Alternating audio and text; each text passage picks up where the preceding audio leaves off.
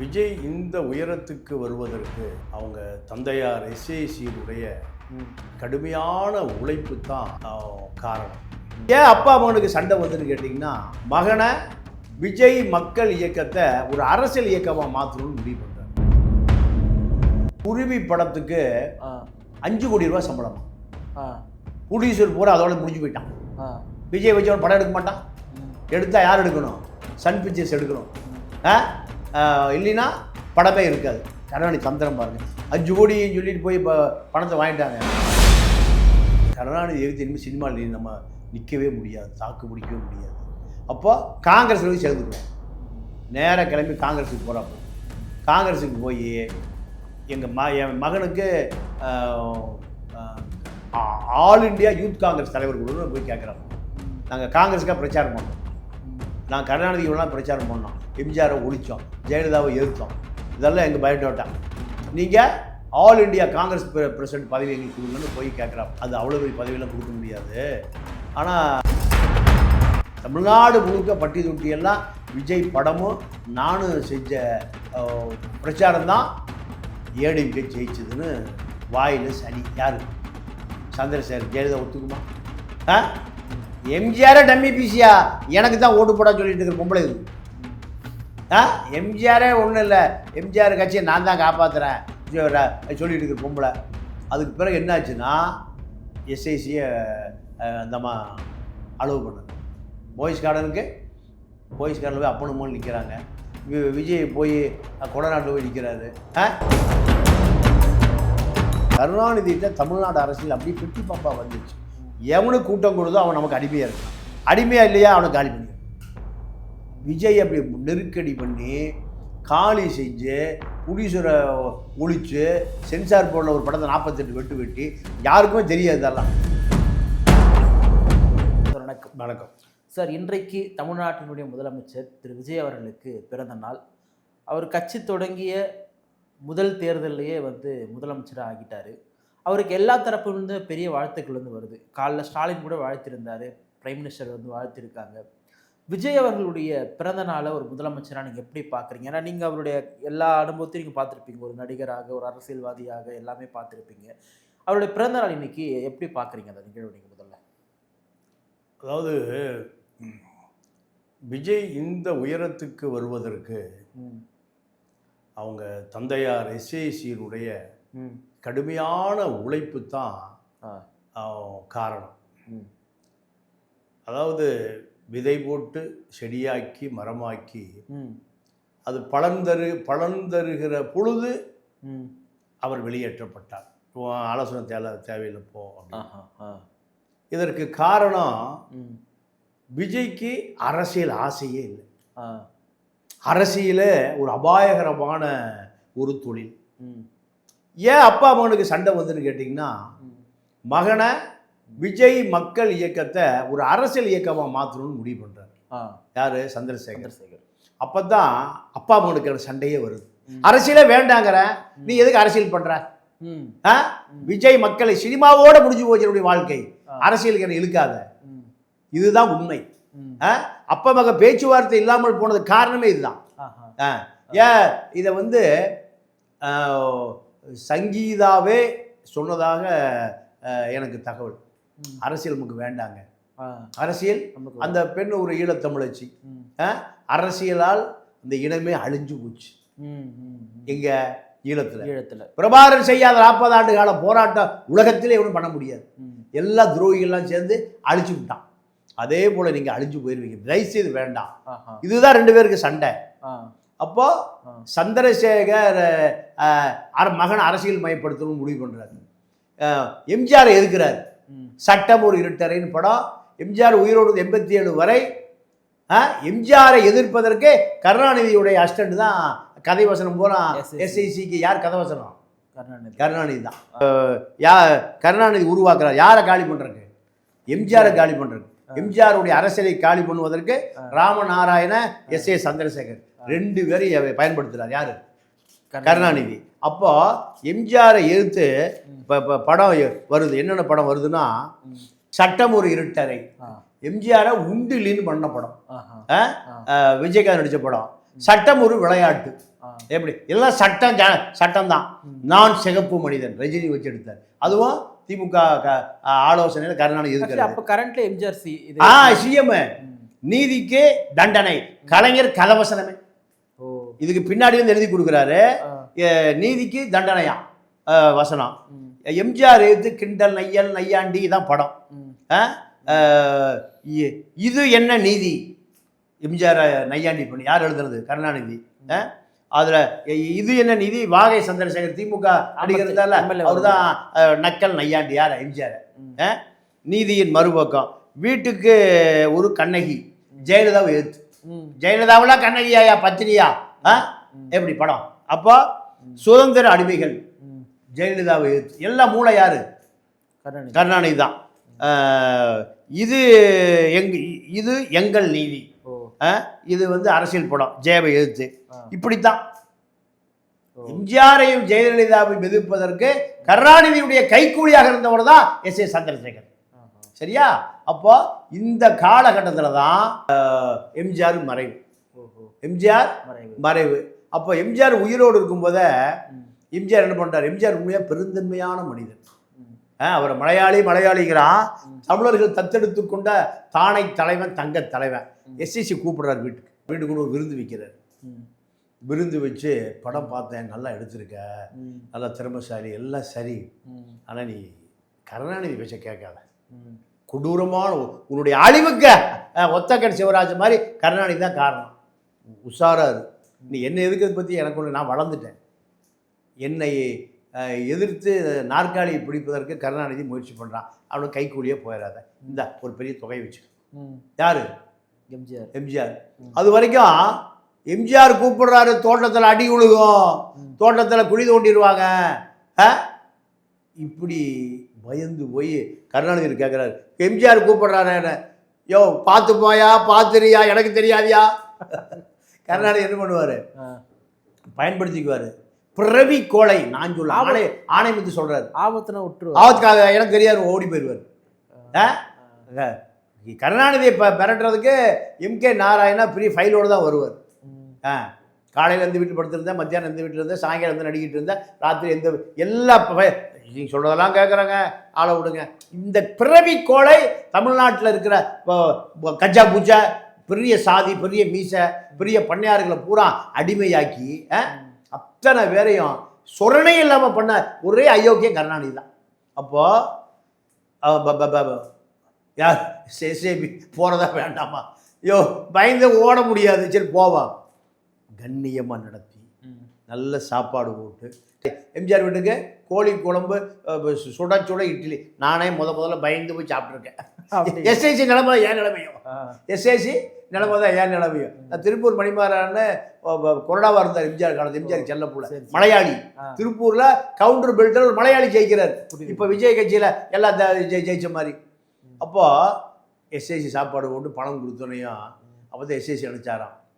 இப்படி ஒரு நாளையாடா இவ்வளோ நாளாக எதிர்த்தோம், இந்த ஆள் நடுவில் விட்டு ஓடி போயிட்டான். இப்போ இந்த ஆள் பொட்டியும் பணமும் கொடுக்குறான், சோறும் போடுறான், பெருந்தன்மையாக இருக்கானையா. அதுதான் இப்படி முடிவு பண்ணுகிற நேரத்தில் எம்ஜிஆர் இறந்துட்டார். இல்லைன்னா கருணாநிதி ஏற்றி எம்ஜிஆருக்கு ஆதரவு இருந்தால் படம் எடுத்திருப்பான். யார்? எஸ்ஐசி. அது முடிஞ்சு போச்சு. அப்புறம் மறுபடி கருணாநிதி கூப்பிடு, என்னையா போய் பார்த்தையா, என்னையா எப்படியா தலைவரை, சரியா ஒடியா. அப்போ எம்ஜிஆர் இறந்ததுக்கு பிறகு மறுபடி யார்கிட்ட போய் சரண்டர் ஆகிறாரு? கருணாநிதிட்டிய. ஜெயலலிதா எடுத்து மறுபடி இந்த நான் சொன்ன படமெல்லாம். அப்போ அதே காலகட்டம் ரெண்டு பேரும் நல்லா சுமூகமாக போயிட்டு இருக்கிற பொழுது விஜயை அரசியலுக்கு கொண்டு வரணும்னு சந்திரசேகர் விரும்புகிறார். விரும்பும்போது யோ அதெல்லாம் சினிமாவோட நிறுத்திக்க, எங்க சினிமாவோட நிறுத்திக்க, அரசியலுக்குலாம் வரக்கூடாது. இப்படி விஜயகாந்த் கல்யாண மண்டபத்தை இடித்ததை போல் இப்போ அசோக்கு அந்த உதயம் தேட்டருக்கு ஏற்ற மாதிரி மெட்ரோ இருக்குல்ல, 4 crore இடம், அது யார் இடம்? எஸ்சிசி இடம். வடல பணத்தை பூரா எஸ்சிசி என்ன பண்ணுவார்? இடமா வாங்கி போட்டுருவார். கல்யாண மண்டபம், கச்சேரி, இடம் கிடமா. அப்போ கருணாநிதி அதை என்ன பண்ணுறாரு? மெட்ரோக்கு எடுத்துடுறாரு. அங்கே உடைச்சாங்களா விஜயகாந்த், அதே மெட்ரோக்கு எடுத்துடுறாரு. சின்ன தலைவரை என் இடமே போச்சே, நான் பெரிய பிரம்மாண்ட பங்களா கட்டல, சரியா உனக்கு இன்னொரு இடம் தரையா, கருணாநிதி இப்படி தான் கிள்ளியும் விட்டுருவாரு, தொட்டிலையும் ஆட்டி விடுவார். அப்போ அண்ணா நகரில் ஒரு இடம், அதையும் ஆட்டையை போட்ட பிறகு நேரடியாக கருணாநிதிக்கும் எஸ்ஐசிக்கும் முட்டுது. முட்டிய பிறகு தான் எஸ்ஐசி என்ன பண்ணுறாரு, கருணாநிதி எதுக்கு தான் நம்மளை அழிச்சிருவான். குருவி படம், ஆமாம், குருவி படத்துக்கு 5 கோடி ரூபா சம்பளமா. ப்ரொடியூசர் பூரா அதோட முடிஞ்சு போயிட்டான். விஜய் வச்சு அவன் படம் எடுக்க மாட்டான். எடுத்தால் யார் எடுக்கணும், சன் பிக்சர்ஸ் எடுக்கணும். இல்லைன்னா படமே இருக்காது. கருணாநிதி தந்திரம் பாருங்கள். 5 கோடின்னு சொல்லிட்டு போய் இப்போ பணத்தை வாங்கிட்டாங்க. எல்லா ப்ரொடியூசரும் போய் என்னங்க இது 5 கோடிக்கு நாங்கள் எப்படிங்க படம் எடுக்க முடியும்? இது எப்படி தந்திரம்? உங்களை பண மூட்டையிலேயே அமுத்துறது, அதோட நீங்கள் காணாம போயிருவீங்க. ரெட் ஜெயின்ட்டுடைய தான் குருவி. ஆமாம், இது இந்த இந்த கலாநிதி மார்க்கிட்ட அவனுக்கு ஹை ரேட்டை கொடுத்துரு. எவ்வளோ எந்த ப்ரொடியூசரும் பக்கத்தில் நெருங்க முடியாமல் அவனை காலி பண்ணிடு. புரியுது. அதோட ப்ரொடியூசர் எவனும் வரல, ப்ரொடியூசரை எவனும் வரல. அதே போல் சென்சாரில் ஒரு படம்,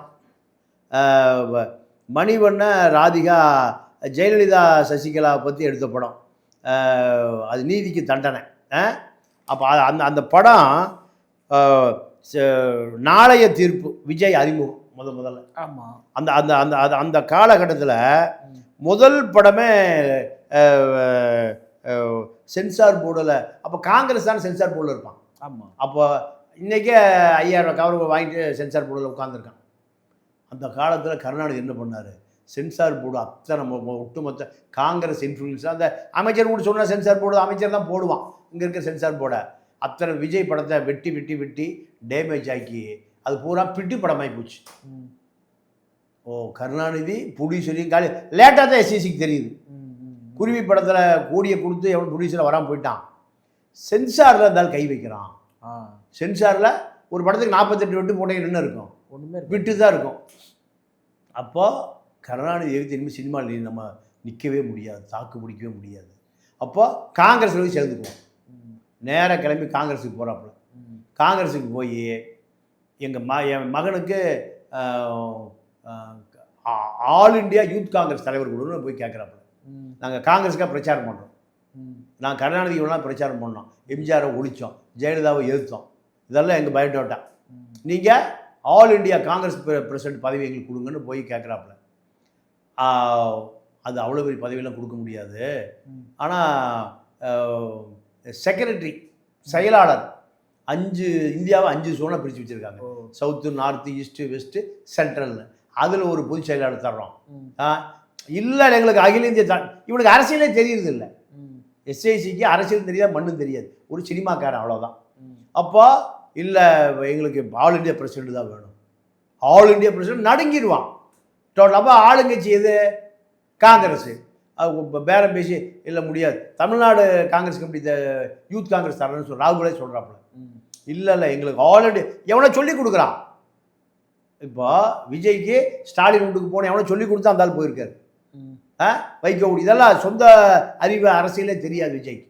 அப்போது அதே போல் எஸ்ஐசிக்கு அரசியல் தெரியாதனால ஆல் இண்டியா பிரசிடென்ட் மட்டும்தான் வேணும். இல்லை தமிழ்நாடு யூத் காங்கிரஸ் அதெல்லாம் வேண்டாம். இதுக்கு நடுவில் பாசி சொல்கிறாரு, இவனை வச்சு எப்படிங்க அரசியல் பண்ண போகிறீங்க, இவருக்கு உங்கள் பதவியை கேட்குறாரு. ராகுல் வந்து all India youth Congress president, செயலாளர் 5 பேர் இருக்காங்க 5 தொகுதிக்கும். அதெல்லாம் வேண்டாம் எங்களுக்கு. அடுத்து ராகுல் பிரைம் மினிஸ்டர் பதவியை கேட்டாலும் கேட்பாங்க, அதனால் விரட்டி விட்ருங்கன்னு பாசி இளங்கோவன் 2 பேர். அப்போ இளங்கோவன் ஒருத்தர் இருந்தால் தெரியுமா காங்கிரஸ் கட்சியில், ஈரோடு பை எலெக்ஷனில் எம்எல்ஏவாகி காங்கிரஸ் கமிட்டி தலைவராக இருந்தார். சொல்லி சம்பத்துடைய மகன், சுலோச்சனா சம்பத்து மகன் இளங்கோவன் ஒருத்தர் காங்கிரஸில் மத்திய அமைச்சராக இருந்தார். இலங்கை தேர அப்படி விரட்டி விடப்பட்டார். விரட்டி விடப்பட்டதுக்கு பிறகுதான் நம்மள ஒரு கட்சி ஆரம்பிச்சிருமே. விஜய் மக்கள் இயக்கத்தை தேர்தல் கமிஷனில் பதிவு பண்ணுறாரு. யார், எஸ்ஐசி. அப்போ தான் விஜய் சொல்கிறாரு, நீ என்னை மாட்டி விட போறியா, அரசியல் கட்சி ஆனால் எவனும் படம் பார்க்க மாட்டான். ஒரு எலெக்ஷனில் தோற்று போயிட்டோம்னா அதோட முடிஞ்சு போச்சு. அதனால் நான் எனக்கு அரசியல் வேண்டாம். இல்லைடா முதலமைச்சர் ஆயிடலாம், அடுத்த பெரிய கேப் இருக்குது, நமக்கு ஒரு பெரிய வாய்ப்பு இருக்குது. விஜய் முதலமைச்சர் ஆவார் அப்படின்றத வந்து அவர் கணிக்கிறாரா? எஸ்எஸ்சி வாய்ப்பு இருக்கு. ஆமாம், ஏன்னா அரசியல் முற்றாருல, பல இடங்களில் முற்றாருல. திமுகவில் முட்டுறாரு, ஜெயலலிதாட்ட முட்டுறாரு, கடைசியில் எங்கே போகிறாரு? காங்கிரஸுக்கு போகிறாரு. மோடியை போய் பார்க்குறாரு. மோடி வந்த பிறகு 14. அப்போ அவர் ஏன்னா ஒரு 70களிலிருந்து அரசியல் இருக்கார். யார்? எஸ்ஏ முதல் படம் அவள் ஒரு பச்சை குழந்தைன்னு ஒரு படம். எப்போ எடுக்கிறாங்க? 78. 77 தான் எம்ஜிஆர் முதலமைச்சராரு. அப்போ 78 ஒரு ஆள் ஒரு படம், அந்த படம் இன்னைக்கு வரைக்கும் யாருக்குமே தெரியாது. முதல் படம் சட்டமூர்கிட்டே இருந்து எல்லாத்துக்கும் தெரியும். இந்த படம் பற்ற பிளாப் 5 லட்சம் ரூபாய்க்கு எடுத்த படம். அதே நேரத்தில் பாரதிராஜ் 5 லட்சம் ரூபாய்க்கு எடுத்த படம் தான் 16 வயதில். சரியா? அப்போ சினிமா அரசியல் தெரிஞ்சால் தானே சினிமாவில் இருக்க முடியும். அப்போ மகனை ஒரு முதலமைச்சர், இங்கே ஒரு பெரிய ட்ரை இருக்க, எம்ஜிஆருக்கு பின்னாடி ஒரு பெரிய கேப் இருக்குது. இங்கே சினிமா தான் அரசியல். இந்த முட்டா பையில் கூட சினிமா பார்த்து தான் ஓட்டு போடுவான், சினிமா தேடல் தான் முதலமைச்சர் தேடுவான் அப்படிங்கிறது அந்த கரெக்டாக கணிக்கிறார். அது அது அது ஆரம்பத்திலிருந்து இருக்குது. இதில் என்னன்னா திமுக சேர்ந்து உழைச்சா எனக்கு நீ அடிமையாக இருக்கிறான். ஜெயலலிதா 2011 கருணாநிதியால் சிக்கி சீரழிக்கப்பட்டு சின்னாபின்னப்படுத்தப்பட்டு ஒழிக்கப்பட்டு அழிக்கப்பட்டு கருணாநிதி ஜெயலலிதா காலில் போய் விழுகிறார். எப்போ? நீங்கள் சைத துரைசாமி மகன் கல்யாணத்துக்கு ஜெயலலிதா வருது. விஜய் அப்படின்னு ஓடி போய் நடிஞ்சாங்களே காலில் விழுகிறாங்க. யார் காலில்? ஜெயலலிதா காலில். ஏன்? கருணாநிதி எங்களை அழிச்சிடுவான், எப்படியாவது காப்பாற்றுங்க. அதுதான் அன்னைக்கு டிமாண்டு. அப்புறம் ஒரு படம் ரிலீஸ் ஆகலை. அந்த படத்தை ஜெயலலிதா சசிகலா 2 பேரும் அன்பு ஜெயலலிதா அந்த படத்தை ரிலீஸ் பண்ண சொல்லுது. ஜெயலலிதா சொல்லுது காவலன். காவலன் அது என்ன போடுறாங்கன்னா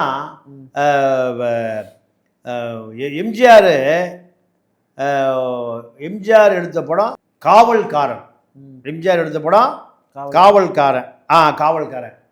இதே போல் கருணாநிதி டார்ச்சர் பண்ணி அந்த படத்தை சிக்கல் பண்ணி பெரும் போராட்டத்து நடுவில் தான் அந்த படத்தை ரிலீஸ் பண்ணாங்க.